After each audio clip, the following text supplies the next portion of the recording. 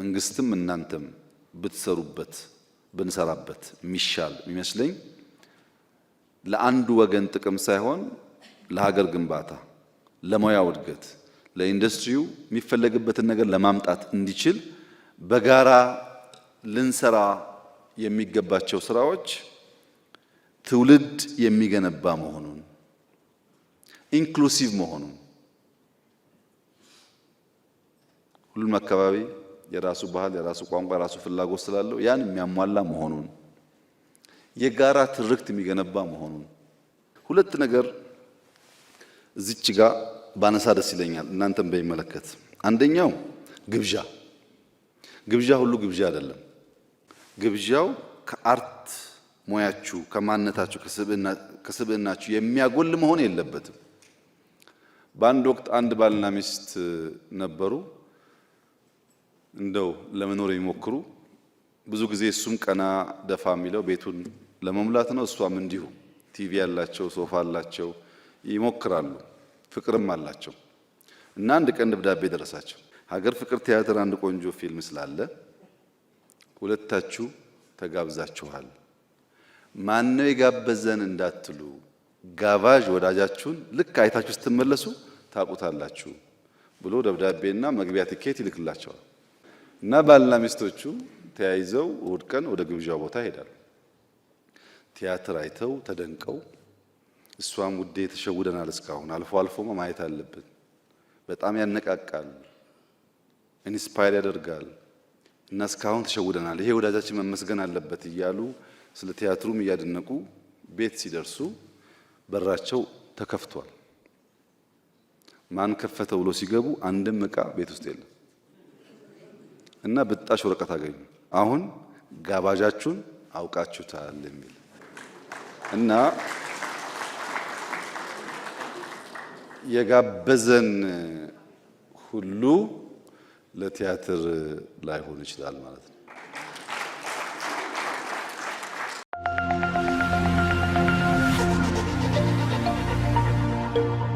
የባንክ ብድራችን ሊያልቅ 5 ደንበኞች ብቻ ቀርተውናል። በለቡ መብራት ኃይል የምናስገነባቸው ቤቶች ከ6 ወር እስከ 3 ዓመት የሚጠናቀቁ መኖሪያ ቤቶችን አቅርበንላችኋል። ለመኖሪያ ቢሆን ለማከራየት ተመራጭ በሆነው ኮምፓውንድ መንደራችን ላይ እንደ ፍላጎቶ ከባለ 1 እስከ ባለ 4 መኝታ ቤቶችን ከ10% ቅድመ ክፍያ ጀምሮ የቤት ባለቤት ይሁኑ እንሎታለን። እንዲሁም 100% ለሚከፍሉ ደንበኞቻችን እስከ 35% እውነተኛ ቅናሽም አዘጋጅተናል። ታዲያ ምን ይጠብቃሉ? አሁኑኑ ከታች ባለው ስልክ ይደውሉ። ለሰው ማድነቅ፣ የሰውን አለልክ ማጉላት የራሱ ደግሞ ሲሆን የኛ ባህሪ ነው። በዚያ ምክንያት ስብራት ያጋጥመናል። የድህነት ስብራት ይሄ ነው። በራስ መተማመን፣ ራስን ማክበር፣ የራስን መውደድ ሳይሆን የሌላ ማድነቅ ይጠናወተናል። ይሄንን ስብራት እንድጠግን ነው ውይይት ያስፈልገው። እረ በቃን፣ ስለ ሰው ብዙ ማድነቅና መናገር ይብቃን። ከሰው መማር ያስፈልጋል። ነገር ግን እኛ ውስጥ ያለው ሀብት ያን ያክል የሚራከስ የሚጣጣል ሆኖ አይደለም። የሚጎል ነገር አለ። ያ የሚጎለውን ነገር ለመሙላት በተወሰነ ደረጃ የአርቱ ማህበረሰብ መንግስት ተግባብተው አንድ ሐሳብ ይዘው የዚህ ነገር ብልጽግና የልጆቻችን እጣ ፈንታን በመስራት ላይ አብረን እንቁም ነው። የውይይቱ ዋነኛ ዓላማ ይሄ ነው። ከኛ አንጻር ምን እያደረግን ነበር የሚለውን በጥቂት ለማንሳት በመጀመሪያ አርት የመድረክ ማድመቂያ ማሟሟቂያ ነው የሚል እምነት መንግስት የለውም። እንደዛ አይደለም አርትን የምናየው። እናንተም በስፋት ገልጻችኋል። አርቱ ካልተጠናከረ በቀር ብልጽግና የሚባለው ጉዳይ ኢትዮጵያ ውስጥ ሊመጣ እንደማይችል ምንም ጥርጥር የለውም። አርት በጣም ከፍተኛ ሚና ነው ያለው። ለአንድ ሀገር ጎልቶ አብቦ አድጎ ለመታየት እንዲበቃ የማይተካ ሚና ነው ያለው። የጋራ ትርክትን ገንባ የሚል መንግስት አርትን የማይጠቀም ከሆነ፣ ለብልጽግና መሰረትን እንጣል የሚል መንግስት አርትን የማይጠቀም ከሆነ ህልም ብቻ ነው የሚሆነው፣ አይሳካም። እንዲሳካልን ካስፈለገ መናበብ ያስፈልጋል። የዛሬ 6 ዓመት ተኩል ገደማ እዚህ አዳራሽ ሳወያያችሁ አንደኛ ወንበሩ ቀይ ነበር፣ መጋረጃው ቀይ ነበር፣ ፊት ወደዛ ይዞር ነበር። ትዝ ይላችሁ ከሆነ አሁን እኮ አርት ነው የራሱ። ሌላ ቦታ መሄድ ያስፈልጋችሁ። ያኔ የነበረን ውይይት ይህ ሴክተር በተገቢው ሚናውን ካልተወጣ በቀር ምናስበውን አንድነት ምናስበውን ሀገራዊ እድገት ማረጋገጥ አንችልም የሚል እምነት ነበር። ተወያየን፣ የተግባባን መሰለኝ።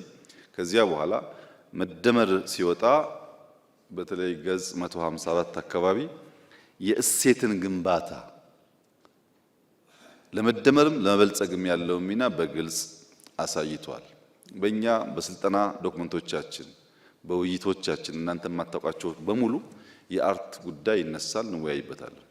በዲዛይናችን በስራችን ያ ካልተሰራ በቀር የምናስበው ጉዳይ አይከወንም፣ አይሳካም ብለን ስለምናምን ከመደመር በኋላ ስራዎች ጀምረን ሁኔታውን ካየን በኋላ ግን የመደመር ትውልድ ላይ ኤስቴቲክን ቫልዩ የማያደርግ ተፈጥሮን ማድነቅ ውበትን ማድነቅ የማይችል ትውልድ የምንገነባ ከሆነ የሰራነውም ይፈርሳል፣ አስፓየር የምናደርገውንም ማሳካት አንችልም። ስለዚህም ጥበብ እንደ ባህል ኢንዱስትሪ መታየት አለበት ብሎ ከገጽ 156 እስከ 76 ከ20 ገጽ በላይ የሚያወራው ስለ አርት ነው። ለእናንተ እኮ አይደለም፣ አፒዝመንት አይደለም። እሱ ካልተያዘ የምንለው ጉዳይ ስለማይሳካ ነው። ጄኔሬሽኑ እንደዛ መሆን አለበት። ተፈጥሮን የሚያደንቅ የሚገነዘብ መሆን አለበት። ሙዚቃ ቅድም አንድ ወንድሜ እንዳለው ስሜት የመቀስቀስ አቅም አለው። ግን ኢሞሽንን ብቻ አይደለም ፊድ የሚያደርገው። ራሳችን እንድንመለከት፣ ያለፈውን እንድናይ፣ መጻኢ ተስፋችንን እንድንሰንቅ የሚያስተምር ነገርም አለው። ዳንስ ብቻ አይደለም ሙዚቃ። እነዚያን ጉዳዮች ኤምብሬስ ማድረግ አለብን ብለን በጽሁፍ ካስቀመጥን በስልጠና አመራሮቻችንን ካሰለጠን በኋላ የጀመርነው ጉዳይ ከዚህ ቀደም በተለያየ ዘመን የተሰሩ ለዚህ ዓላማ የሚውሉ ተቋማት እና ቤቶች፣ አዳራሾች ማደስ ነው። አዲስ አበባ ላይ እንግዲህ ያሉ ሲኒማ ቤቶች ከሞላ ጎደል ያልተነካካ የለም። በማንም ዘመን ይሰራ የኢትዮጵያ ሀብት አምሮ ጸድቶ መሸጋገር አለበት ብለን እናስባለን። አሮጌውን ስንሰራ በቂ አልነበረም። ለምሳሌ ሜጋ አንፊ ቲያትርን ብንወስድ እዛ አካባቢ ያለውን ነገር በአብዛኛው አፍርሰናል። ግን ሜጋን አላፈረስንም ብቻ ሳይሆን ዘሆል ከባቢውን በሚቀይር መንገድ ነው የሰራነው። አዳራሹን ብቻ አትመልከቱ፣ ከባቢው ላይ የወጣው ኢንቨስትመንት ብዙ ነው። ያ ከባቢ ሲያምር ነው ቦታው ፈላጊ የሚኖረው። አሁን ታሪክን ቫልዩ ባናደርግ ሰይጣን ቤትን አፍርሶ ጂ+10 መገንባት ብዙ ሲኒማ ቤት መገንባት ይቻላል እኮ። ግን ታሪኩም በራሱ የራሱ ቫልዩ ስላለው እሱ ሳይነካ ከባቢውን ያንን አዳራሽ የሚያስብ የሚያሳይ አድርጎ መስራት ይሻላል። ያንን ካደስን በኋላ በቂ አልነበረም። የነበሩ ሲኒማ ቤቶች በቂ አልነበሩ። አሁን አዲስ አበባ ላይ ብቻ እዚህ ፍላሚንጎ አካባቢ ወደ ጂ+12 ህንፃ እየተገነባ ነው። ያያችሁት ይመስለኛል የምታውቁ ሰዎች። የወጣቶችና ህጻናት የሚባል እዛ ውስጥ በርካታ አዳራሾች አሉ ለሲኒማ ለቲያትር የሚውሉ። እዚህ ሰንጋተራም ሲደመር ጂ+10 የማያንስ ወደታችንና ወደ ላይ ያለው እንደዚሁ አይነት ኮምፕሌክስ አለ።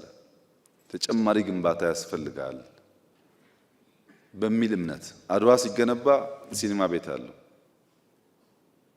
የሰራናቸው ቦታዎች በሙሉ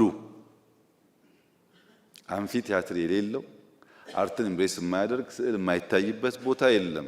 አላላ ኬላ ብትሄዱ ሙዚየሙ ቅድም ወንድም የሚያነሳው ሙዚየሙ የሚያሳየው እነዛን የሙዚቃ መሳሪያዎች ነው። ጨበራ ብትሄዱ ኤቭሪዌር ሙዚየሞች አሉ። ጎብኚው በተወሰነ ደረጃ የከባቢውን ትራዲሽናል ኢንስትሩመንትስ የሚያይበት የሚያቅበት የሚለማመድበትን መንገድ የሚያሳይ ነው። በነካነው ሁሉ ውስጥ እንደዛ ካደረግን በኋላ ፕራይቬት ሴክተርም ቢሆን ተሞክሯል። ቅድም እህቴ እንዳነሳችው ቤተ ጊዮርጊስ ሙዚየም እና ጋለሪ፣ ዞማ እንዲሁም ኢትዮ ሰርከስ በፕራይቬት ደረጃ እንጦጦ ውስጥ እየገነቡ ነው። አጋጣሚ ሶስቱም ሴቶች ናቸው። በጣም ብርቱ ሴቶች ናቸው።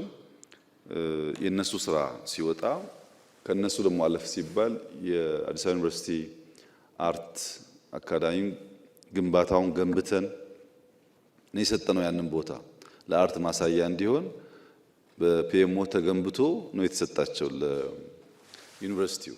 እነዚህ ቦታዎች እንጦጦን ጨምሮ የተዋቡ አሁን ኮሪደሩ ሲመጣ ደንበኛ የፊልም ከባቢ መሆን ይችላል እና ከግንባታ አንጻር ከአዲስ አበባ ውጪ በሰራናቸው ስራዎች አዲስ አበባ በተሰሩ ስራዎች አርትን በንግግርና በጽሁፍ ብቻ ሳይሆን በተግባርም ቸል ያል አይመስለኝም። በቂ ነው ወይ ያላችሁ እንደሆነ አይበቃም። ከሀገር እድገት እና የመንቃት ደረጃ ጋር እየጎለበተ ይሄዳል። የተሰሩ ስራዎች ለእናንተም የተሰሩ ስለሆነ በጽሁፍ በእድሳት ብቻ ግን አይደለም። በትምህርት ስርዓት ቅድም እንዳላችሁት ከአንደኛ እስከ 12ኛ ክፍል ድረስ አርት በካሪክለም እንዲካተት ተደርጓል። ከዚያ ውጪ በገነባናቸው ከ30 ሺህ በላይ መዋዕለ ሕፃናት መሰረታዊ የሚባለው ትምህርት አርት ነው፣ መሳል ነው። በስዕል የመጻፍ አቅማቸውን፣ ሀሳባቸውን የመግለጥ ልምምዳቸውን፣ ከሰው ጋር የመስራት ባህላቸውን እንዲያገሉ ነው። ካሪክለሙም አሰራሩም እሱ ነው። የሚቀር ማቴሪያል እንደተባለው የመምህራን ብቃት ጉዳይ ይነሳ ይችላል። ግን ፋውንዴሽናል የሚሰራው ስራ ልጆች ከመነሻው ከታች ጀምረው አርትን ተገንዝበው ወደው እንዲያድጉ ለማድረግ ነው። በትምህርት ቤት እስከ ሃይ ስኩል ባለው ብቻ ግን አይደለም። በ10 ዩኒቨርሲቲዎች አርት ይሰጣል። መምህራን እዛ ውስጥ ነው የሚፈጠሩት። ከዚህ ቀደም በነበረው ሁኔታ እንደምታውቀው በአንድ ጊዜ ሁሉም ጋር ካሪክለም ስለሚሰራ በዚያ ልክ መምህር ማግኘት አይቻልም፣ ጊዜ ይፈልጋል። አሁን ግን 10 ዩኒቨርሲቲዎች ያስተምራሉ። ከዛ ያወጡ ሰዎች ደግሞ ያን አቅም እየገነቡ ይሄዳሉ። አዲስ አበባ ዩኒቨርሲቲ በዶክትሬት ደረጃ ጀምሯል። ይህ የዛ ኮንቲኒቲ ነው። የዛ ከታች ጀምሮ የመጣው ሰው እንዳይገደብ በአርት አድጋለሁ ካለ ገደብ እንዳይኖርበት ለማድረግ ነው። ወደፊትም አቅም በፈቀደ መጠን ያ ጉዳይ እየተስፋፋ ይሄዳል። ስልጠና የተባለውም ከትናንትና ወዲያ የመጀመሪያው ዙር ተመርቀዋል። ከውጭ ሙያተኞች አምጥተን በአርቲፊሻል ኢንተለጀንስ እንዴት ፊልም ሊሰራ እንደሚችል ሰልጥነው አንዳንዶቹን ሳምፕሎችን የማይቻቸዋለሁ ትናንት ተመርቀዋል። ሁለተኛ፣ ሶስተኛ፣ አራተኛ ዙር ስልጠናዎች አሉ። የሚመቻችሁ የተሳተፉበት እንዴት ኤአይን ተጠቅማችሁ ፊልም መስራት እንደምትችሉ። ብዙ ጊዜ የኢሜጅ ችግር ስላለ ለምሳሌ ስለ ንግስት ሳባ የሚሰራ ሰው ንግስት ሳባ አሁን የለችም፣ ወደ ኋላ ተመልሶ ያን ነገር መፍጠር የሚችልበትን መንገድ ያግዛል እና ስልጠና የተሰጠ ነው። ከውጭ አምጥተን እያሰለጠንን ያለ ነው። ሁላችሁ ጋር ያልደረሰ ሊሆን ይችላል። በኢትዮጵያ ታሪክ ለመጀመሪያ ጊዜ የመንግስት ተቋማት ፊልም ስራዎቻቸውን ለማሳየት የሞከሩት አሁን ነው። ድሮ መከላከያ ታንክ ፍለጋ፣ ሄሊኮፕተር ፍለጋ ጥቂት ዘመድ ያላችሁና ሰው የምታውቁ ሰዎች የ5 ደቂቃ ሲን ወስዳችሁ ሊሆን ይችላል። መከላከያ ግን አጠቃላይ ኢንዱስትሪውን የሚገልጥ አየር ኃይል የሚገልጥ ስራ አሰርቶ አያውቅም። አርቲፊሻል ኢንተለጀንስ፣ ኢንሳ፣ ኒስ ማን የቀረው? ሰርታችኋል እኮ እናንተ ናችሁ። እነዛ ቴክኖሎጂዎች እንዲወጡ ሰው እንዲያያቸው የሚያደርግ ስራ ግሪን ሌጋሲ ላይ በሁሉም ስራዎቻችን ፊልም ለመጠቀም ሙከራ ይደረጋል። በቂ ነው ወይ? አይደለም። እና በእኛ በኩል እንደዚህ አይነት ሙከራዎች ነበሩ። በምንሰራቸው ስራዎች፣ በምንጽፋቸው ጽሁፎች፣ በስልጠናዎቻችን በተቻለ መጠን አርቱን ማሳደግ የሚችል ስራ ለመስራት ሙከራዎች ነበሩ። በእናንተ በኩል እናንተ ፈትሹት። የሃይማኖት ጉዳይ ሲነሳ፣ የብሔር ጉዳይ ሲነሳ ነገር የሚያጫጩሁ እንዳሉ እናውቃለን። ስለማናውቅ አይደለም። ድሮ እንደሚደረገው መዝጋት ስለማንችልም አይደለም። ግን አርት ነው። እነሱ አርቱን ስላላከበሩት እኛም መልሰን እነሱን ባለማክበር አርቱን ማራከስ የለብንም በሚል ነው የታለፈው እንጂ ከኛ ምንዳ እየተጋራ መልሶ ደግሞ የሚሰራ ሰው እንዳለ ስለማናውቅ አይደለም።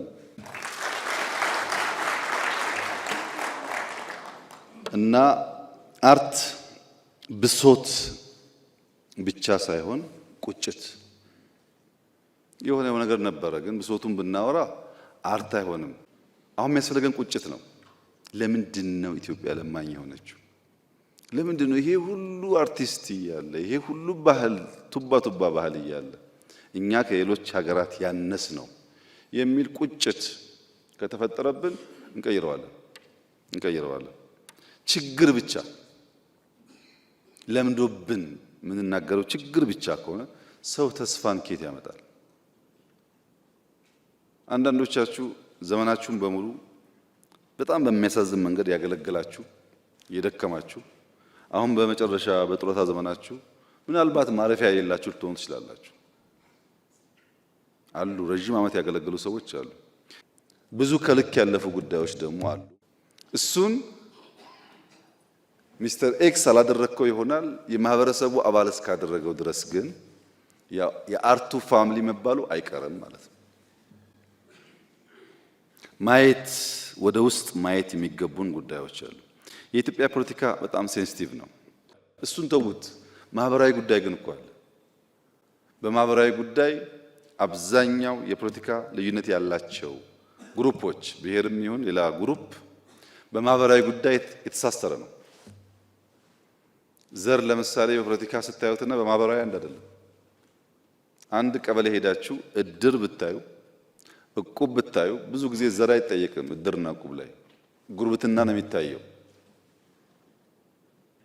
እና ፖለቲካው ሴንሲቲቭን ትተን ማህበራዊ ጉዳዮች ላይ ለምሳሌ ጥላሁን ስለቀጠሮ አስደማሚ ነገር ተናግሯል። የሚዘነጋ ነገር አይደለም።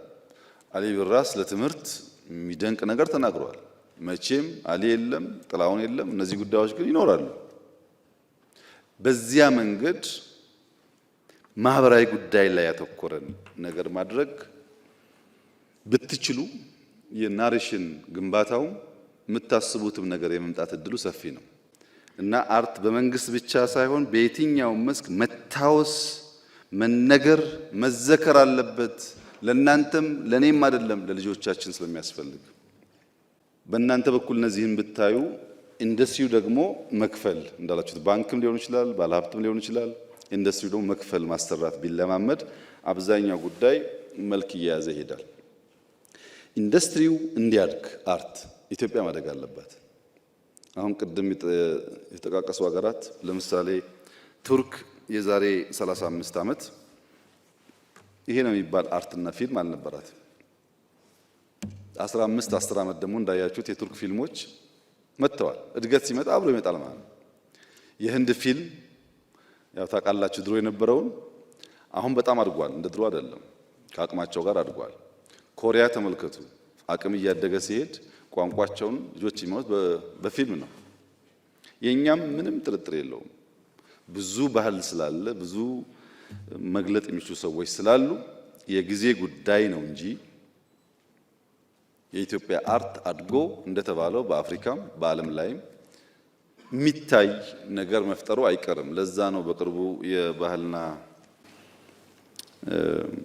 ስፖርት ወደ ውጭ ሀገር እንደ ህዝብ ለህዝብ ያለ ነገር ሊያዘጋጁ ሙከራ እያደረጉ ያሉት።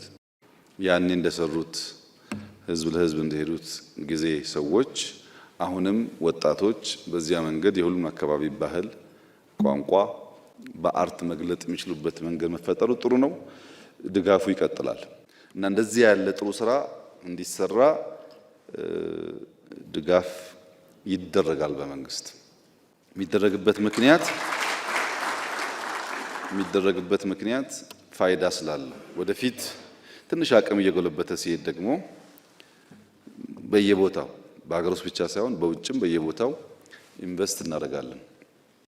ከአርት ጋር ተያይዞ ሴንተር ያስፈልገዋል። ገብቶኛል በደንብ ግን እኛም ዞን ያላችሁ አጠብቁ። ወደፊትም ሆሊውድ ያለው ኤልኤ ነው እንጂ በየስቴቱ አይደለም ያለው። ይሄ እኮ በጣም ኤክስፔንሲቭ ኢንቨስትመንት ነው።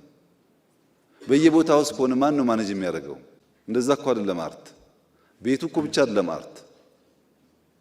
አንድ ቦታ ሁለት ቦታ እንኳን ኢትዮጵያ ካላት ለአንዳንድ ሲን ደግሞ ሊወጣ ይችላል። ዋናው ሴንተር በየቦታው መገንባት ሳይሆን ዋናው ሴንተር በተሟላ መንገድ ሰምዌር ኖሮ ከዛ እየወጣን ወንጪም ሊሰራ ይችላል፣ ጎርጎራም ሊሰራ ይችላል፣ ኮንታም ሊሰራ ይችላል።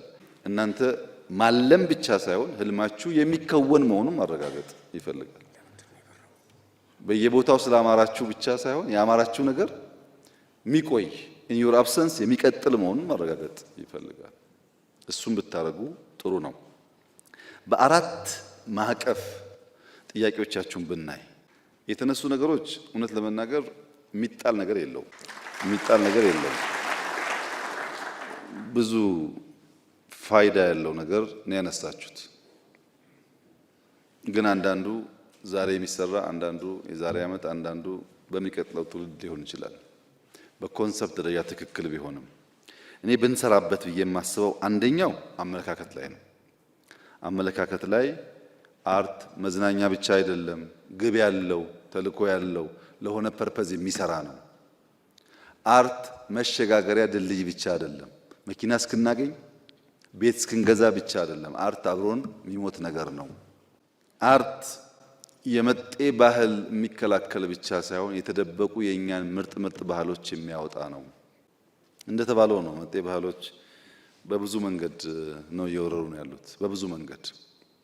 እነዚያን መጤ ባህሎች ለመከላከል የተከበረ ኢንዱስትሪ እንዲሆን ማድረግ ያለብን ነገር የአመለካከት ለውጥ ማምጣት ነው። በእናንተ በኩል አርት ማለት አነጋጋሪ መሆን፣ አወዛጋቢ መሆን ማለት አይደለም። በሆነ አጀንዳ ላይ የወጣችሁ አነጋጋሪ በመሆን ፌመስ በመሆን አርቲስት የሚለውን ካባ እየጣላችሁ ከሆነ አብሮ አይሄድም። የተለያየ ነገር ነው። አወዛጋቢነትና አርቲስት የተለያየ ነገር።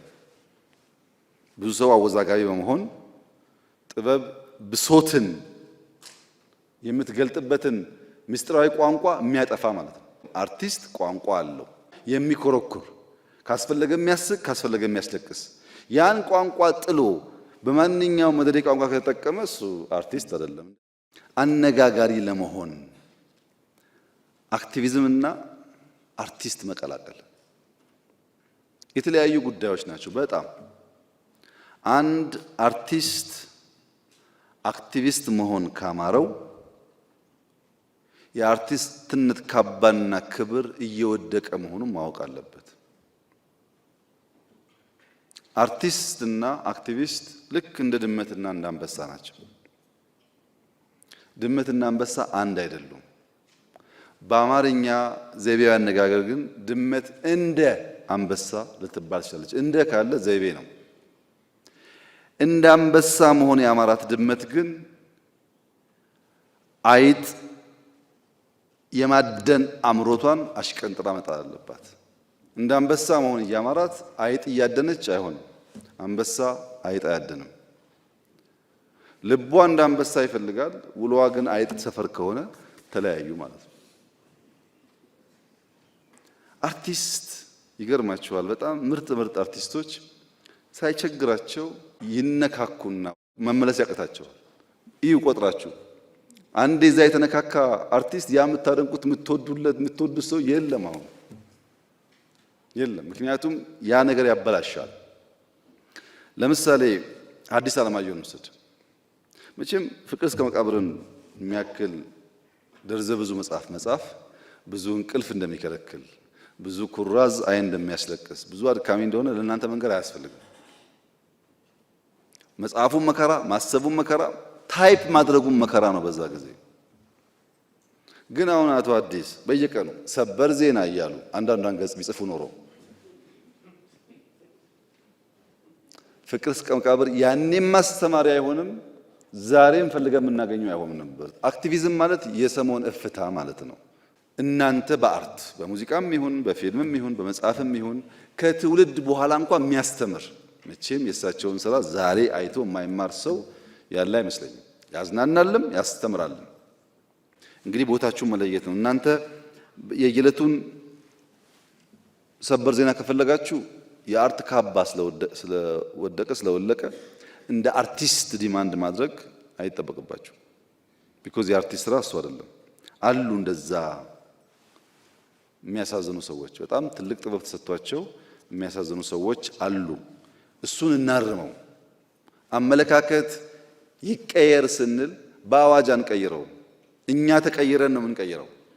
እኛ ሳንለወጥ እኛ ሳንቀየር እንዲሁ እንቀይር ብንለው ስለማይመጣ፣ ሁለተኛው ፖሊሲ፣ አሰራር፣ አደረጃጀት፣